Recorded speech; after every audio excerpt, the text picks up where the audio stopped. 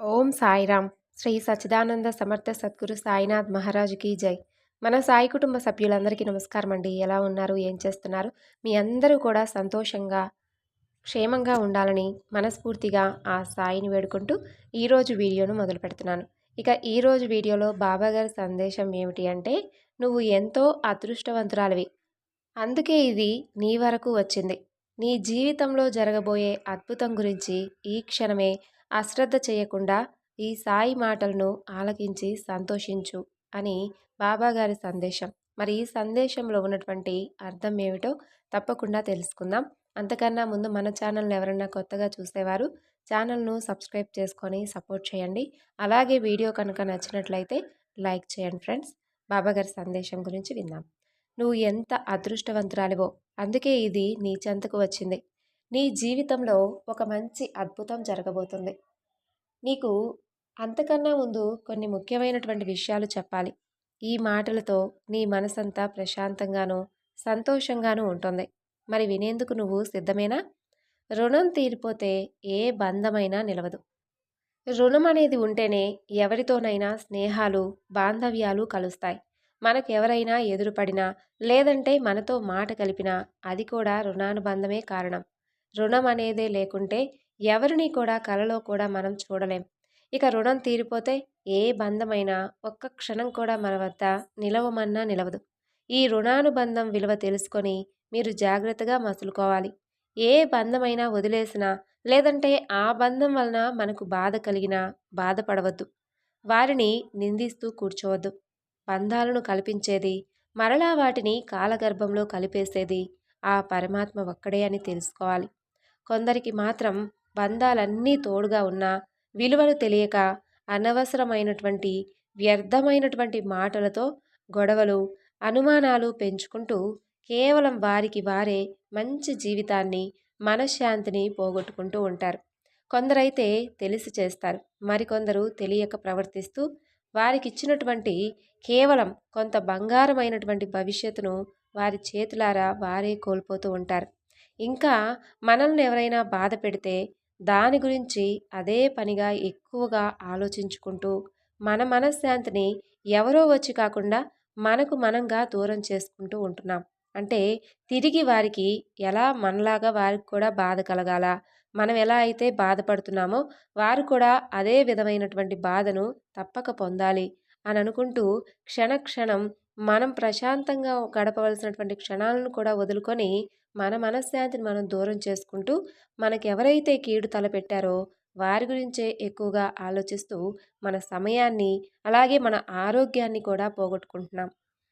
వారిపై నీవు తప్పకుండా పగ సాధించాలి అని నీ మనసులో నువ్వు దృఢంగా అనుకున్నావు అనుకో. అలా అయితే నువ్వు చేయవలసినటువంటి పనేమిటో తెలుసా? వారి ముందు ఒక నవ్వు, అది కూడా ప్రశాంతమైనటువంటి చిరునవ్వు నవ్వుతూ ఉండు. వారికి అలానే కనిపిస్తూ ఉండు. అలా వారి ముందు ప్రతిరోజు కూడా సంతోషంగా, ప్రశాంతంగా తిరుగుతూ ఉండు చాలు. ఎందుకంటే మనం వేసేటటువంటి శిక్ష తాత్కాలికమైనది. అదే పైన భగవంతుడు ఉన్నాడు చూడు, ఆ భగవంతుడు వేసేటటువంటి శిక్ష మాత్రం పూర్తిగా శాశ్వతంగా ఉండేది. కాబట్టే వారిని ఆ భగవంతుని యొక్క నిర్ణయానికి వదిలేయండి. మీరేదైనా చేసి మరలా ఆ పాపపు పనుల్లో మీరు మాత్రం భాగం కావద్దు అని నేను మీకు చెబుతున్నాను. ఎందుకంటే మీరేదైనా సరే కక్షతో ఉన్నప్పుడో, లేదంటే కోపంతో ఉన్నప్పుడో ఏదైనా ఒక నిర్ణయాన్ని తీసుకుంటే అది చాలా దూరం పోతుంది.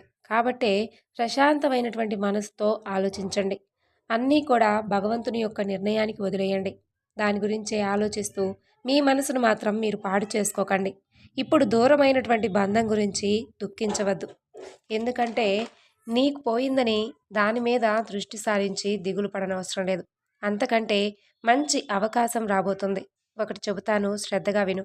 ఈ అనంతమైనటువంటి జీవులలో నన్ను కేవలం కొందరే తెలుసుకోగలుగుతారు. వారిలో కొందరు మాత్రమే నన్ను పొందగలుగుతారు. ఈ విషయం భగవద్గీతలో కృష్ణయ్య కూడా చెప్పాడు. నీ జీవితంలో అసలు ఇప్పటి వరకు ఏదీ జరగలేదని దిగులు పడనవసరం లేదు. ఇక నుండి అంతా మంచి జరుగుతుంది. నమ్మకాన్ని ఉంచు. ముందు నిన్ను నువ్వు తెలుసుకో. నిన్ను నువ్వు పూర్తిగా తెలుసుకోలేనిదే నన్ను నీవు ఏమాత్రం కూడా తెలుసుకోలేవు. ఈ ప్రపంచంలో మనం సముద్రంలో ఉన్న నీటి బొట్టంతా. ఇక మన కష్టం ఒక పరమాణువంతా. అందుకే మనకొచ్చిన కష్టం గురించి మనం అస్సలు పట్టించుకోవద్దు. నీ కష్టం తీరే మార్గం తెలిసిన ఏకైక వ్యక్తివి నువ్వే. ఎందుకో తెలుసా? నీలోనే నేను నిత్యం కూడా కొలువై ఉంటాను కాబట్టి. ఇక నీ జీవితంలో సుఖమైన, దుఃఖమైన, వెలుగైన, చీకటైన, లాభమైన, నష్టమైన, అలాగే తోడున్నా, ఒంటరిగా ఉన్నా, చెదిరిపోనీయనటువంటి నీ చిరునవ్వు ఎప్పుడూ కూడా నీతోనే ఉండాలి. ఎన్నటికీ కూడా నీ పెదవులపై ఆ చిరునవ్వును మాత్రం తుడిపేయవద్దు. ఆ నవ్వులోనే కొలువై ఉంటాడు నీ సాయి. దూరమైన వారి గురించి దిగులు పడవద్దు. ఉన్నవారిని దూరం చేసుకునేలా ప్రవర్తించవద్దు.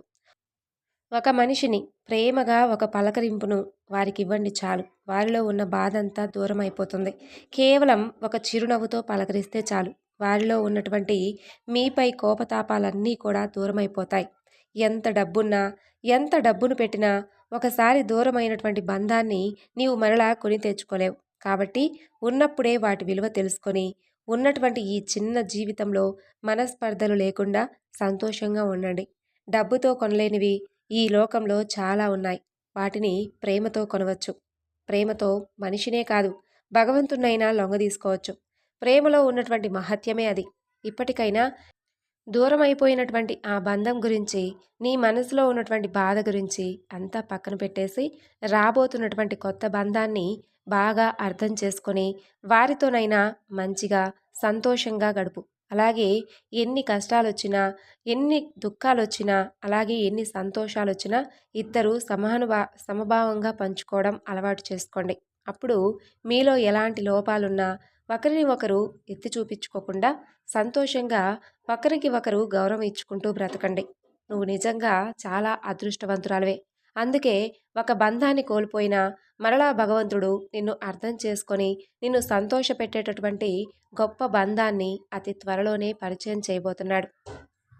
మీకు ఇచ్చినటువంటి సమయాన్ని మీరు సంతోషంగా ఉపయోగించుకోండి. బంధాలను కోల్పోకండి. ఎంతో అదృష్టం ఉంటే తప్ప అన్ని బంధాలను మీరు పొందలేరు. కాబట్టి ఉన్న బంధాలను సంతోషంగా, ప్రేమగా పలకరించుకుంటూ జీవితాన్ని ఆనందమయం చేసుకుంటారని ఈ సాయి మీ నుండి ఆశిస్తున్నాడు. సంతోషంగా రాబోయేటటువంటి నూతన జీవితాన్ని ప్రారంభించేందుకు సిద్ధంగా ఉండు. అలాగే జీవితంలో ఎప్పుడైనా సరే చిన్న చిన్న ఒడిదుడుకులకు కానీ, లేదంటే చిన్న చిన్న అనుమానాలకు కానీ, లేదా చిన్న చిన్న మాటలకు కానీ వెంటనే స్పందించవద్దు. వీలైనంత వరకు వాటన్నిటికీ దూరంగా ఉండు. మనసును ప్రశాంతంగా ఉంచుకునేటటువంటి పనులు చేస్తూ, సంతోషంగా ఎలా గడపాలా అనే దాని గురించి ఆలోచిస్తూ ఆధ్యాత్మికంగా ముందుకు వెళ్ళు. నా తోడు నీకెప్పుడు నీడగా ఉండి వెన్నంటి రక్షిస్తూనే ఉంటుంది. సో విన్నారు కదండి బాబాగారి సందేశం. ఈ సందేశం మీ అందరికీ నచ్చింది అనుకుంటున్నాను. నచ్చితే తప్పకుండా మరికొంతమందికి షేర్ చేయండి. మరొక చక్కని బాబాగారి సందేశంతో మరలా కలుసుకుందాం. అంతవరకు నమస్కారం. ఓం సాయిరామ్. సర్వేజన సుఖినో భవంతు.